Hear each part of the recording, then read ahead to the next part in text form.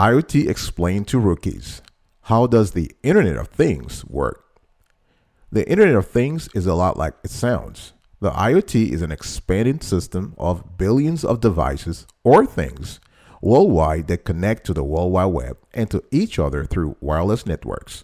The IoT system comprises devices and sensors that talk to the cloud through some kind of connectivity. Watch this video to learn more about the fascinating world of IoT as well as its history and future.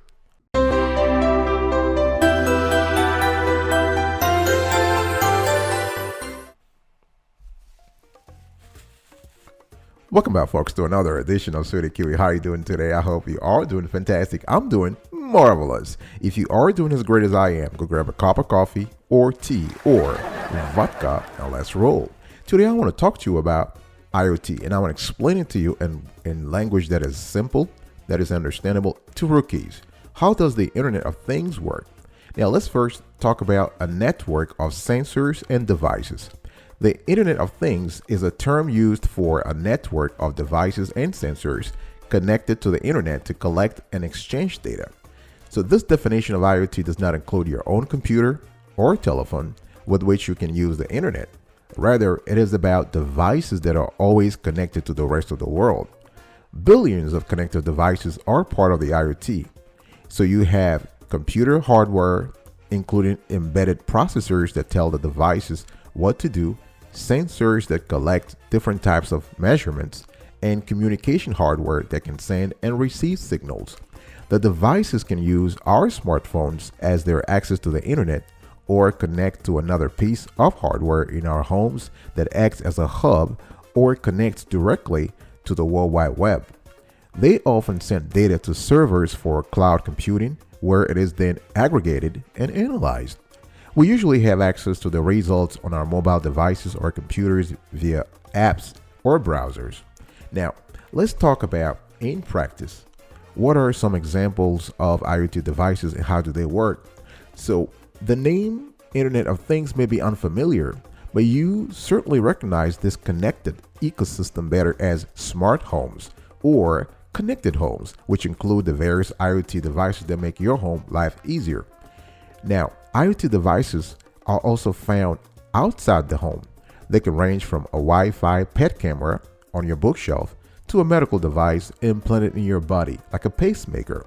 As long as the device is able to connect to the internet and has sensors that transmit data, it can be considered an IoT device.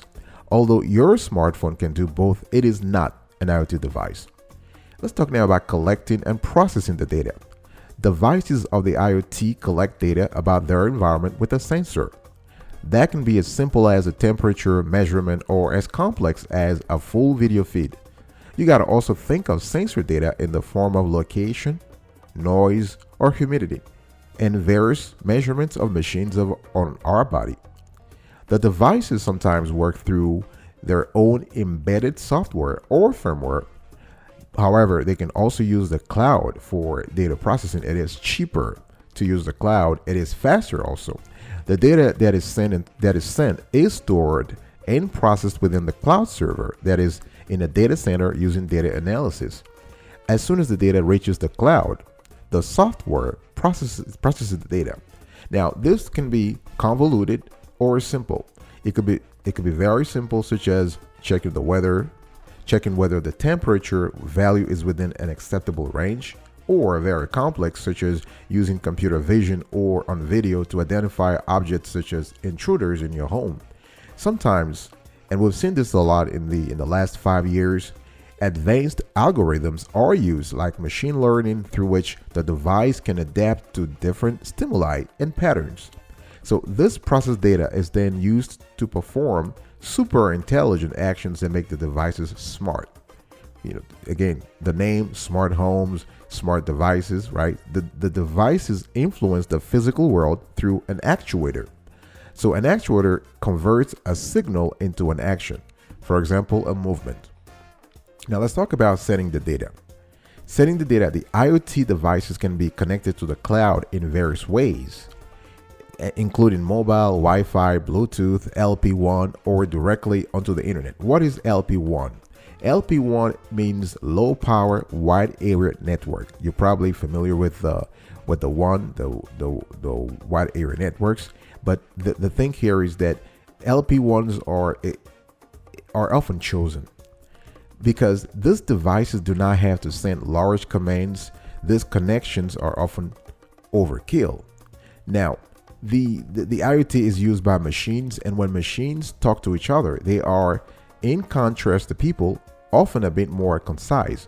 A short status update of a few hundred bytes is sufficient. Characteristics of these LP1s are a deeper range, low data use, and low energy consumption. These networks are very suitable, for that matter, when it comes to connecting devices that want to send and receive small amounts of data. But it's small, but it's consistent, it is gradual, it is frequent. And if the devices want to use a battery for as long as possible. Now, the three best known networks are LoRa, NB-IoT, and Sigfox. Within the IoT, every device, remember the IoT is just a conglomerate of devices and sensors, but within the IoT, every device, from the small sensors on your doors and windows to kitchen appliances, has its own internet address, IP address, which not only makes everything uniquely identifiable, but also accessible via the internet. As the address of the object, an IP address has the advantage that it's well standardized and therefore works very well within the network. Now we have, due to the Internet of Things, we have the number of required IP addresses is expected to increase explosively. Think about it. In the next few years, we're going to have trillions of IP addresses. The transition from IPv4 version 4 to IP version 6, which is already taking place, lets us meet the need for very large numbers of IP addresses. Like I said, we're thinking trillions. Experts are thinking tens of trillions of IP addresses. Let's talk now about communication protocols. With so many companies working on different products, technologies, and platforms, it can be difficult to have all these devices communicate with each other. At the current moment, in the current state of the technology, many connected devices can communicate with the internet and our smartphones, and perhaps even some related products, but most cannot talk to each other. Mostly, you have to use a different app or website for each of your IoT devices. There are no universal standards or platforms to enable seamless interactions between all smart gadgets and that enable you to operate them from a central app.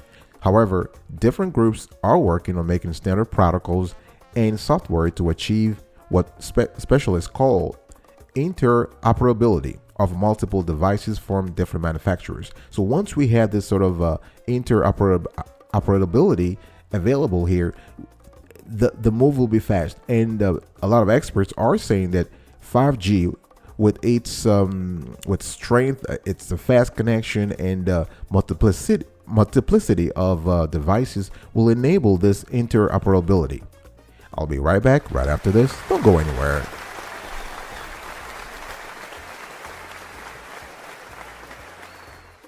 Welcome back, folks, to another edition of Sweetie Kiwi. We are talking today about IoT, and I'm trying to explain this to you in a very simple language. How does the Internet of Things work? Now, let's talk about using the data. The information that the IoT devices have gathered is then made useful in one way or another for the end user. Smart objects must be able to communicate with people.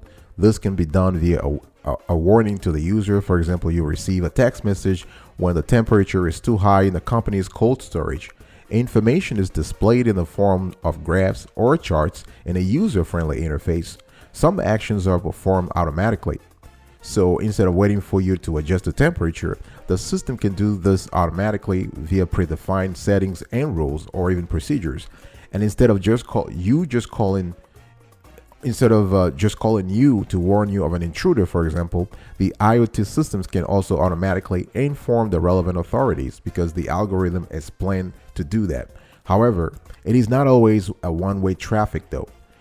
Depending on the IoT application, the user may also be able to perform an action and influence the system. Let me give you an example. The user can remotely adjust the temperature in the cold storage via an app on his or her phone. The adjustments or actions that the user makes are then sent through the system in the opposite direction, right? In other words, this is sent from the user interface to the cloud and back to the sensors slash devices to make the change. Now, let's talk about user interfaces.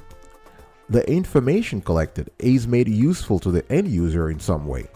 This could be via an alert to the user. I said before, you have SMS, email, notification, etc. For example, a text alert when the temperature is too high in the company's cold storage.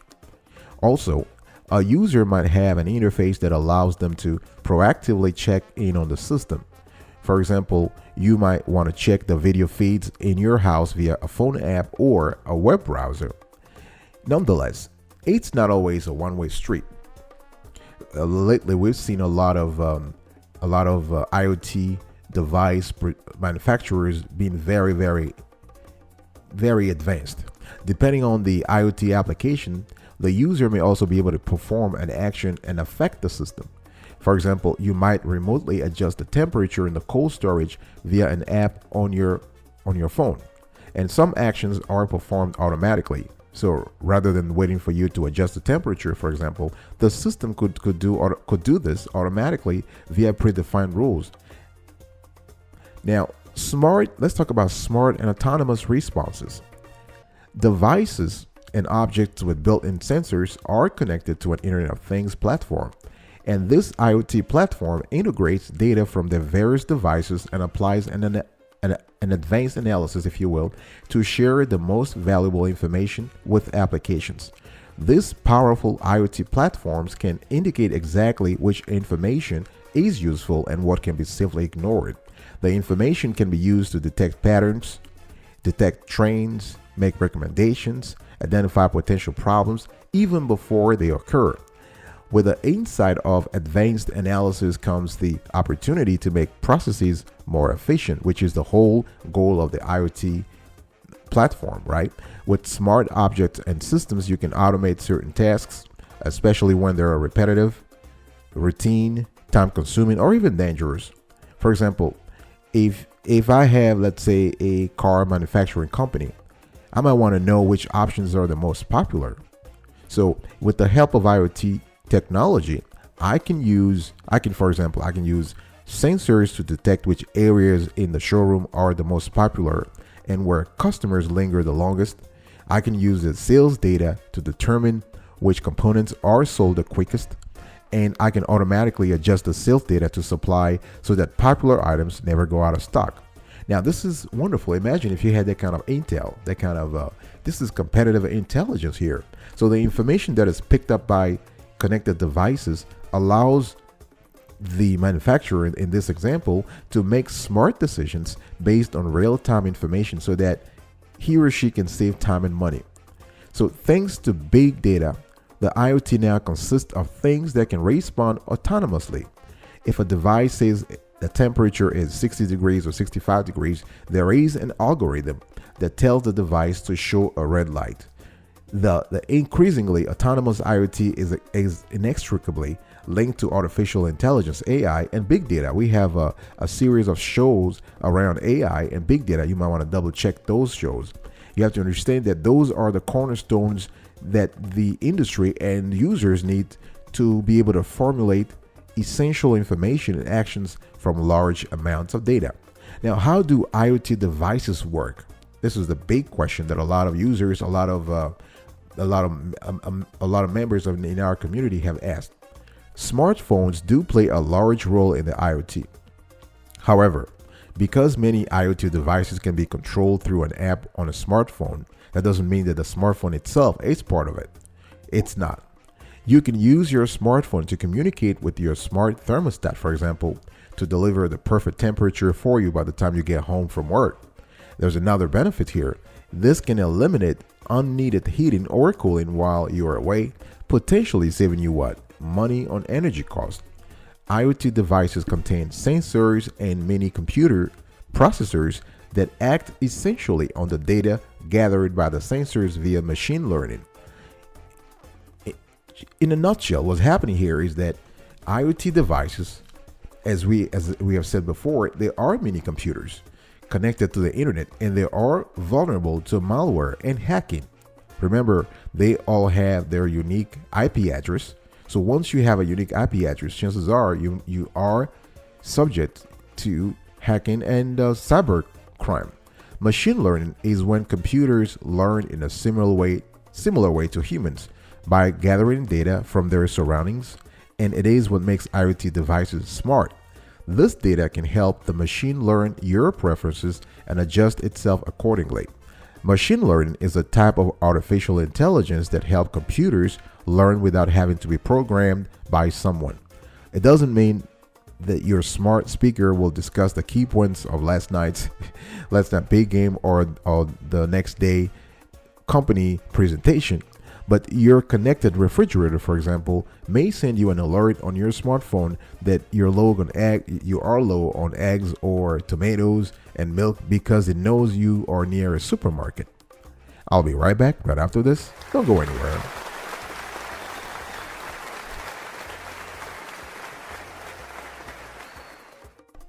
Welcome back, folks, to another edition of Sweetie Kiwi. We are still explaining the IoT, how it works, how the whole thing works, how the devices, how the sensors works. If you love this kind of content, if you love the clarity and quality of the content so far, please consider subscribing to our channel and turn on the notification bell so you can be informed in real time whenever we drop a new show. And we drop this kind of shows every single day, rain or shine. Not just about IoT, we have a multitude of topics that we cover from time to time. And also share this content, like it, and most important, comment below. Let us know what you think about what you think of IoT. Are you aware of it? Are you a big fan, small fan, whatever it is? Let's talk about the benefits of the IoT. The Internet of Things is designed to make our lives more convenient. Let me just give you a few examples. Smart bathroom scales working in tandem with your treadmill, delivering food preparation ideas to your laptop or smartphone so you can stay healthy. You have security devices monitoring your home, turning lights on and off as you enter and exit rooms, and streaming video so you can check in while you are away. Smart voice assistants placing your usual takeout order on command, making it a breeze to get fresh food delivered to your door. Now, what is the future? What is the history and future of IoT? Now, IoT is not science fiction. Far from it. We are living connected lives filled with internet-enabled devices that learn our preferences and provide the experiences we want to make our lives more convenient. And the technology that makes it possible to connect our lives is expanding. It all started back in the early 1980s when Carnegie Mellon University students developed the first internet-connected device. It was a Coke vending machine that would tell the programmers if the soda was cold enough for them to want to make the trip from their desk to the machine. Since then, the IoT has exploded. Now, what about the future? Devices are growing smaller and smarter. Eventually, what experts are saying is that you're going to have everything from your toothbrush to your toaster maybe connected to the internet 24/7. Your gadget will become household aids, each chatting with one another, working to serve you better. What about IoT security and privacy, which is very important here? This is what you need to know. What could go wrong?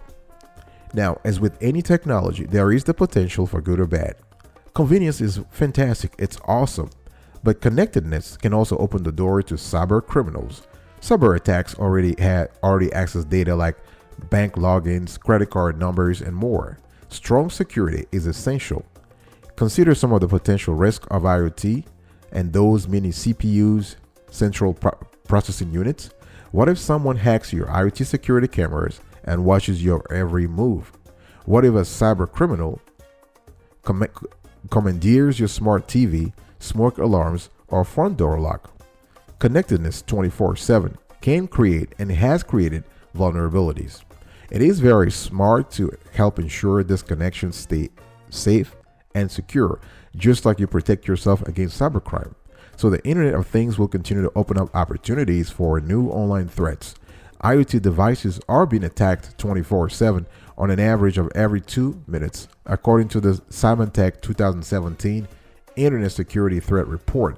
Remember that the FBI has even created a section just for the IoT. There's within their cybercrime unit, they have an entire department that is focused entirely on IoT threats. Now, and the authorities are doing this because cyber criminals have already hacked unsecured IoT devices to use their processing power in large-scale cyber attacks. One of the best ways to help defend your network devices is to make sure that your router is secure. That way, it can protect your entire home Wi-Fi network and the devices connected to it. So think of your network, your Wi-Fi router, as the front door to your online world. Before we end this conversation, I just want to give you, just kind of wrap up all this talk around IoT. Let me give you an example of how IoT really works. In essence, as I've said before, the IoT is one big cloud. Thanks to the Wi-Fi connection, the small chip in your coffee maker becomes just as smart as a supercomputer. It can do its quote-unquote thinking in the cloud, right? So imagine that the next time you have to solve a big equation, you can borrow Albert Einstein's brain for a few seconds. That would be wonderful, right? So if we continue this example with our smart coffee machine, then it has every component you might expect from a coffee machine. You mean a coffee pot, a filter holder, etc. But in addition, it is also equipped with computer hardware, most likely a small circuit board with a weak processor, a network card, and a sensor with which it can determine if there is coffee in the pot. In this scenario, the coffee pot is the physical part of the IoT. In addition, there is the cloud, in which all the machines interact with each other and communication protocols so that your car cannot send messages to your coffee machine and vice versa. And again, all this is managed, check this out, via a control device such as an app on your phone or tablet. All right, folks, thanks so much for listening to this conversation. In a recap here, I was talking to you about how the Internet of Things work. So I talked about a network of sensors and devices, how the data is collected and processed, how the data is sent, communication protocols, how the data is used, and the user interfaces, how we have, through the IoT, we have smart and autonomous responses. I also explained to you how the devices, the IoT devices work, what are the benefits of the IoT, the history and future of the IoT, the security and privacy issues going on right now, and to sort of end the whole conversation, I give you an example of how the IoT works in real life. I'll be right back. Not really right back. I'll be back another time. And until then, remember, stay marvelous.